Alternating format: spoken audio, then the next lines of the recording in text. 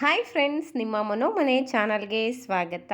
ಇವಾಗ ಬೇಸಿಗೆಕಾಲ ಶುರುವಾಗಿದೆ. ಬಿಸಿಲು ಅಂದರೆ ತುಂಬಾ ಬಿಸಿಲು. ಹಾಗಾಗಿ ಯಾವುದಾದ್ರೂ ಜ್ಯೂಸ್ ಕುಡಿಬೇಕನ್ಸಿದ್ರೆ ಕರ್ಬೂಜ ಹಣ್ಣು ಅಂದರೆ ಮಸ್ಕ್ ಮಿಲನ್ ಜ್ಯೂಸು ತುಂಬಾ ದೇಹಕ್ಕೆ ತಂಪು ಅಂತಲೇ ಹೇಳ್ಬೋದು. ಹೊರಗಡೆ ಅಂಗಡಿಲಿ ನಾವು ಜ್ಯೂಸನ್ನು ಕುಡಿಬೇಕಾದ್ರೆ 50 ರೂಪಾಯಿಗೆ ಒಂದು ಗ್ಲಾಸ್ ಅಂತಲೇ ಹೇಳ್ಬೋದು. ಅದರ ಬದಲಾಗಿ 1 kgಗೆ 2 ಹಣ್ಣು ಬರುತ್ತೆ ಅಥವಾ 1 ಹಣ್ಣು ಬರುತ್ತೆ. ತಂದು ಮನೆಯಲ್ಲಿ ಮಾಡ್ಕೊಂಡು ಕುಡಿದ್ರೆ ಮನೆ ಮಂದಿ ಎಲ್ಲ ನಾವು ತಂಪಾಗಿ ಜ್ಯೂಸ್ ಕುಡಿಬೋದು ಅಂತಲೇ ಹೇಳ್ಬೋದು. ನಾನಿಲ್ಲಿ ಒಂದು ಕರ್ಬೂಜ ಹಣ್ಣನ್ನು ತೊಗೊಂಡಿದ್ದೀನಿ. ಚೆನ್ನಾಗಿ ಹಣ್ಣು ಮಾಗಿದೆ ಅಂತಲೇ ಹೇಳ್ಬೋದು. ಗಟ್ಟಿಯಾಗಿರೋ ಹಣ್ಣನ್ನು ತೊಗೊಂಡ್ರೆ ಅಷ್ಟು ಟೇಸ್ಟ್ ಬರಲ್ಲ.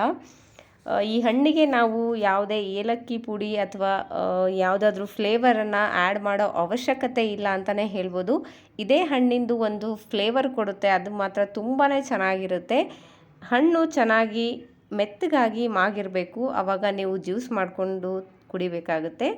ಇದ್ರ ಮೇಲ್ಗಡೆ ಸಿಪ್ಪೆನ ನೀಟಾಗಿ ಸ್ಕ್ರೇಪರಿಂದ ತೆಗೆದು ಸಣ್ಣದಾಗಿ ಕಟ್ ಮಾಡ್ಕೊಳ್ಬೇಕು.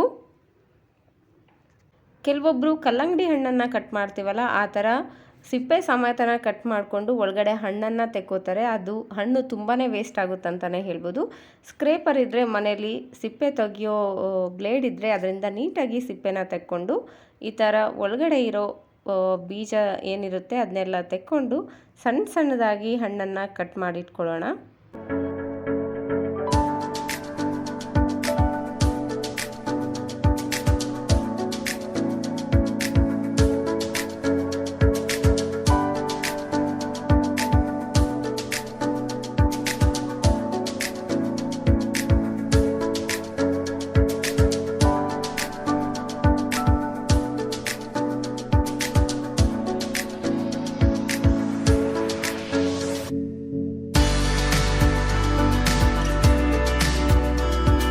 ಕರ್ಬೂಜ ಹಣ್ಣನ್ನು ಕಟ್ ಮಾಡಬೇಕಾದ್ರೆ ಎಷ್ಟು ಒಳ್ಳೆ ಘಮ ಬರ್ತಿದೆ ಅಂದರೆ ತುಂಬ ಹಣ್ಣಾಗಿರೋದ್ರಿಂದ ಒಳ್ಳೆ ಫ್ಲೇವರ್ ಅಂತಲೇ ಹೇಳ್ಬೋದು.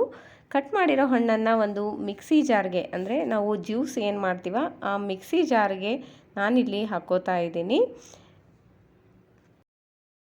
ಮತ್ತು ಒಂದು 4 ಅಗಳಷ್ಟು ಉಪ್ಪನ್ನು ಹಾಕಿ ರುಚಿಗೆ ತಕ್ಕಷ್ಟು ಸಕ್ಕರೆನ ಹಾಕೋತಾ ಇದ್ದೀನಿ. ಆಪ್ಷನಲ್ಲು, ನೀವು ಬೆಲ್ಲನೂ ಕೂಡ ಯೂಸ್ ಮಾಡ್ಬೋದು. ಹಣ್ಣು ತುಂಬ ಸ್ವೀಟ್ ಇತ್ತಂದರೆ ನೀವು ಹಾಗೇನೂ ಕೂಡ ಕುಡಿಬೋದು. ನೋಡಿ, ಇವಾಗ ಚೆನ್ನಾಗಿ ಗ್ರೈಂಡ್ ಆಗಿದೆ. ನೀವು ನೋಡ್ತಾ ಇರ್ಬೋದು. ಈ ಥರ ನೀರು ಹಾಕ್ಕೊಳ್ದೆ ನಾವು ಗ್ರೈಂಡ್ ಮಾಡಿದ್ರೆ ಪೀಸಸ್ ಉಳಿಯಲ್ಲ, ಚೆನ್ನಾಗಿ ಪೇಸ್ಟ್ ಆಗುತ್ತೆ. ಆಮೇಲೆ ನಿಮಗೆ ಎಷ್ಟು ನೀರು ಬೇಕಾಗುತ್ತೋ ಅಷ್ಟು ನೀರು ಮತ್ತು ಹಾಲನ್ನು ಹಾಕ್ಕೊಂಡು ಜ್ಯೂಸ್ ಕುಡಿಬಹುದು. ಇವಾಗ ನೋಡಿ, ಇದನ್ನು ನಾನು ಮಿಕ್ಸಿ ಜಾರನ್ನು ತೊಳೆದು ನನಗೆ ನೀರು ಎಷ್ಟು ಬೇಕೋ ಅಷ್ಟು ನೀರನ್ನು ಹಾಕೋತಾ ಇದ್ದೀನಿ. ತುಂಬ ಕೋಲ್ಡ್ ಬೇಕು ಅನ್ನೋರು ನೀವು ಫ್ರಿಜ್ಜಲ್ಲೂ ಕೂಡ ಇಟ್ಟು ಕುಡಿಬೋದು ಅಥವಾ ಐಸ್ ಕ್ಯೂಬ್ನು ಹಾಕ್ಕೋಬೋದು. ಆಪ್ಷನಲ್ಲು, ನಾನು ಹಾಕ್ತಾ ಇಲ್ಲ.